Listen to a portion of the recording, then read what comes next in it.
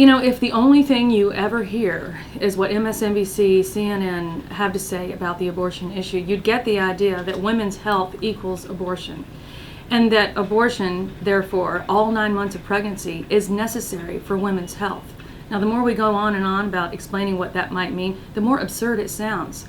So when we have not only balance from MRC, but truth-telling from Media Research Center and through Brent's leadership, we find out what happens at each stage of abortion. We see actually what happens in the center of a Planned Parenthood clinic that's harvesting the brains, the liver, the eye for research from well-developed unborn children. This is the hard truth that everyone needs to see and to hear. And if your heart and your mind are not stirred to action after seeing what MRC has done to expose this, nothing will. And the truth is, people have been moved, and change is happening now. I would say look at what abortion is.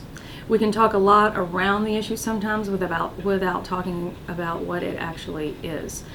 Look at it, read it, think about it, reflect upon that.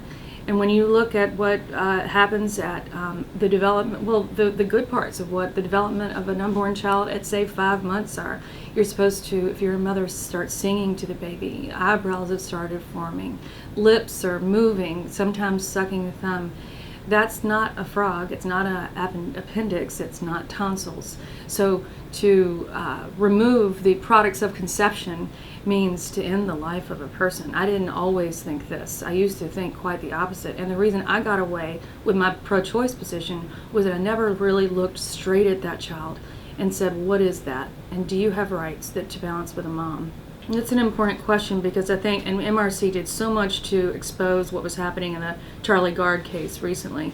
And I think that what happens is with that consolidation of power in the hands of a few to decide the fate of the weak suffer every single time. And that is exactly what happened in the case of Charlie Gard. And it happened almost in anonymity. If it weren't for the reporting of Media Research Center at that time and the efforts of the pro-life movement to get that word out, he would have died in anonymity. The socialized medicine in itself is not the death-dealing blow. It's what people with all that power decide to do on the edges of life. And I think there's no question in that I don't trust even my best friends with that much power.